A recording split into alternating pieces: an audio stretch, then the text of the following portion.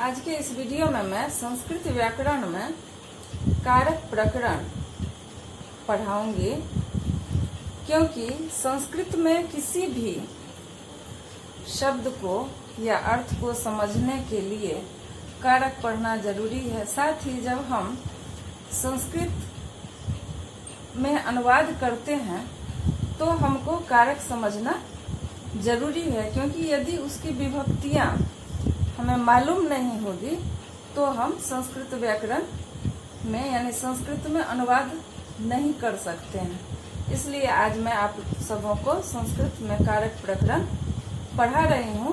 सबसे पहले ये समझना है कि कारक किसे कहते हैं। तो यहाँ देखिए, क्रियान्वयित्वम कारकम, अर्थात क्रिया के साथ जिसका प्रत्यक्ष संबंध हो उसे कारक कहते हैं। यानी क्रिया के साथ जिसका प्रत्यक्ष संबंध हो उसे हम कारक कहते हैं। कारकों के आधार पर विभक्तियों का निर्णय किया जाता है। संस्कृत भाषा में कारक केवल 6 माने जाते हैं, परंतु अनुवाद की सुविधा के लिए 8 कारक तथा 8 विभक्तियां निर्धारित की गई है। अब यहाँ देखिए संस्कृत में विभक्तियां कितनी है। तो यहाँ ऐसे तो हमने बताया कि 6 ही है, लेकिन अनुवाद करने में हमें सुविधा हो इसलिए यहाँ पर 8 विभक्तियां दी गई है। पहला है प्रथमा, द्वितीया, तृतीया, चतुर्थी, पंचमी, षष्ठी, सप्तमी, और फिर यहाँ प्रथमा है जो यहाँ संबोधन के लिए प्रयुक्त किया गया है। यहाँ देखिए कारक है, तो प्रथमा विभक्ति का जो कारक है वो है कर्ता, जिसका चिन्ह है ने। हिंदी में हम इसको ने चिन्ह कहते हैं, अर्थात कर्ता ने कर्म को करण से या द्वारा, संप्रदान को के लिए अपादान से अलग, संबंध काके की रारे री, अधिकरण में पर, संबोधन हे अरे। एक बार मैं फिर इसे बता देती हूँ कि यहाँ देखिए प्रथमा विभक्ति है। प्रथमा विभक्ति कर्ता ने, द्वितीय कर्म को, तृतीया करण से या द्वारा, चतुर्थी विभक्ति का है संप्रदान कारक जिसका चिन्ह है को या के लिए। पंचमी विभक्ति अपादान यानी से अलग। षष्ठी विभक्ति संबंध कारक है जिसका चिन्ह है का के की रारे री। सप्तमी विभक्ति का जो कारक है वो है अधिकरण यानी में पर। अब यहाँ देखिए संबोधन के लिए प्रथमा विभक्ति का यानी कर्ता का प्रयोग किया जाता है, इसलिए संबोधन हे अरे। जैसे हम बोलते हैं भो राम अत्र आगच्छ, तो यहाँ पर कर्ता होता है और उसको हम संबोधन के लिए इसका उपयोग करते हैं। अब मैं आगे आप लोगों को पढ़ाना चाहती हूँ कि इसका प्रयोग हम कैसे करते हैं। अब देखिए किस प्रकार विभक्ति को हम किसी वाक्य से जोड़ते हैं। तो यहाँ पर कर्ता कारक के बारे में सबसे पहले हम समझें कि कर्ता कारक क्या है। तो कर्ता कारक यानी प्रथमा विभक्ति है। जैसे क्रिया संपादक कर्ता, अर्थात क्रिया का संपादन करने वाला कर्ता कारक होता है। यथा राम पठते, राम पढ़ता है। कर्तारी प्रथमा, कर्ता में प्रथमा विभक्ति होती है। जैसे राम गृहम गच्छति, राम घर जाता है। यहाँ राम जो है सो कर्ता है और यहाँ गृहं गच्छति यानी गृह घर जाने का काम करता है, गच्छति क्रिया है। तो यह जो है राम यानी कर्ता से क्रिया का संबंध जोड़ता है, अतः रामं गृहं गच्छति, राम घर जाता है। अब दूसरा देखिए, द्वितीय विभक्ति में है कर्म कारका यानी द्वितीय विभक्ति, इसका चिन्ह को होता है। यहाँ कर्ता का चिन्ह ने होता है, लेकिन जब हम वर्तमान काल यानी लट लकार में प्रयोग करते हैं तो ने चिन्ह का लोप हो जाता है, इसलिए यहाँ ने चिन्ह का प्रयोग नहीं किया गया है।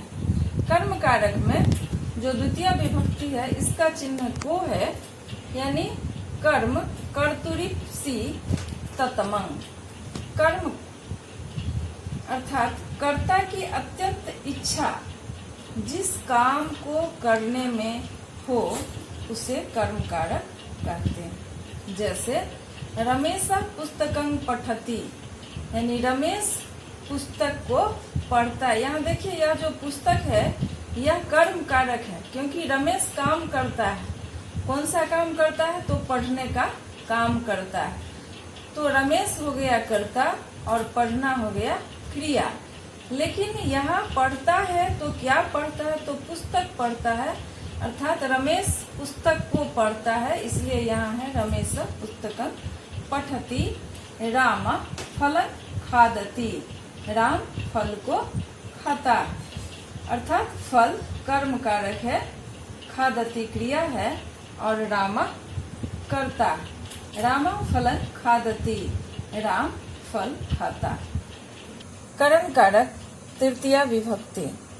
अब यहाँ देखिए, कहता है कि साधक तमं कर्णम, क्रिया संपदान में अत्यंत सहायक होने वाला करण कारक कहलाता है।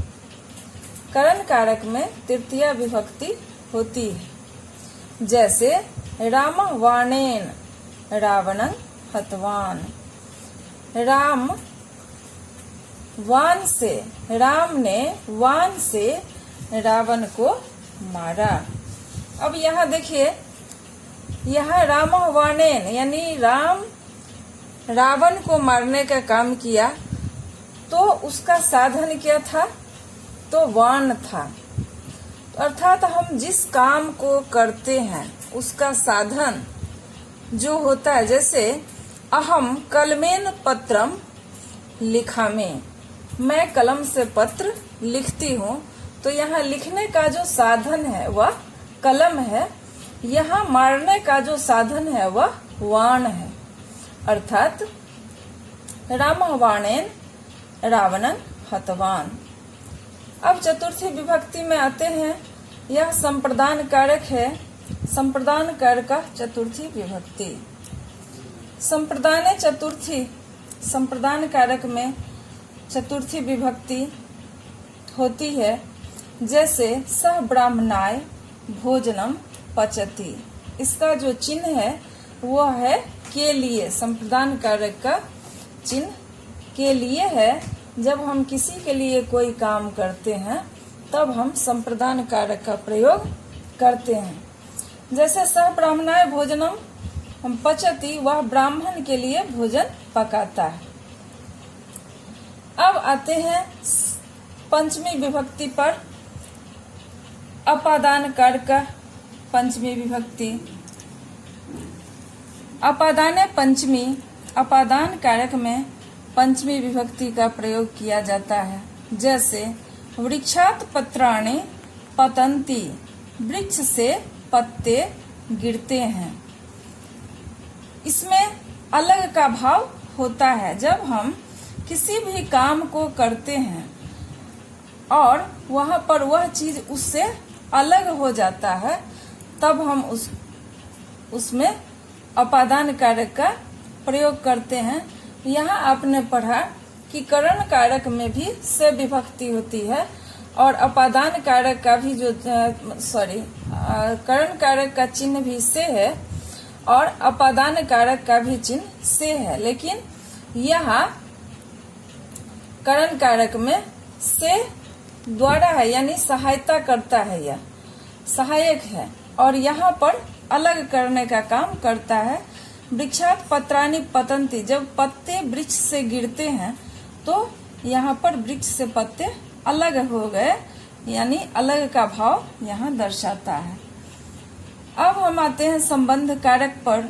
संबंध कारक का मतलब है कि जब किसी से किसी का संबंध बताने का काम किया जाता है तब हम उसे संबंध कारक कहते हैं। यह षष्ठी विभक्ति है, इसका चिन्ह का, के, की, रारे, री होता है। संबंधे षष्ठी, संबंध में षष्ठी विभक्ति होती है, जैसे रामस्य गृहम, राम का घर है।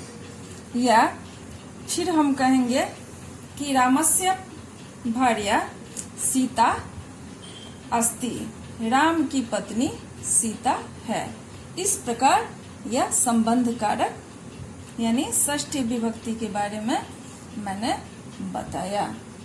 अब सप्तमी विभक्ति के बारे में पढ़ना है। अधिकरण कारक सप्तमी विभक्ति। अब देखिए सप्तमी विभक्ति में क्या कहता है, अधिकरण सप्तमी व आधारो अधिकरण, अर्थात क्रिया का आधार अधिकरण होता है। अधिकरण कारक में सप्तमी विभक्ति होती है, जैसे सह भौमौ शेते, इसका जो चिन्ह है वह है में और पर। यह दोनों चिन्ह है, यानी जब हम क्रिया को जोड़ने का काम करते हैं, किसी कर्ता से क्रिया को जोड़ने का काम करते हैं तो उसका जो चिन्ह होता है वह में पर होता है, तब हम उसे अधिकरण कारक कहते हैं। जैसे सह भूमौ शेते, वह भूमि पर सोता है। बालका विद्यालये पठन्ति, बच्चे विद्यालय में पढ़ते हैं। तो यहाँ पर चिन्ह है सप्तमी विभक्ति का, और यहाँ विद्यालय में जो चिन्ह है में, यह है सप्तमी विभक्ति का चिन्ह, अर्थात बालका विद्यालय पठन्ति, लड़के विद्यालय में पढ़ते हैं। इस प्रकार अधिकरण कारक का यह प्रयोग हुआ। इस तरह से आज मैं आप सबों को कारक प्रकरण पढ़ा दी। धन्यवाद।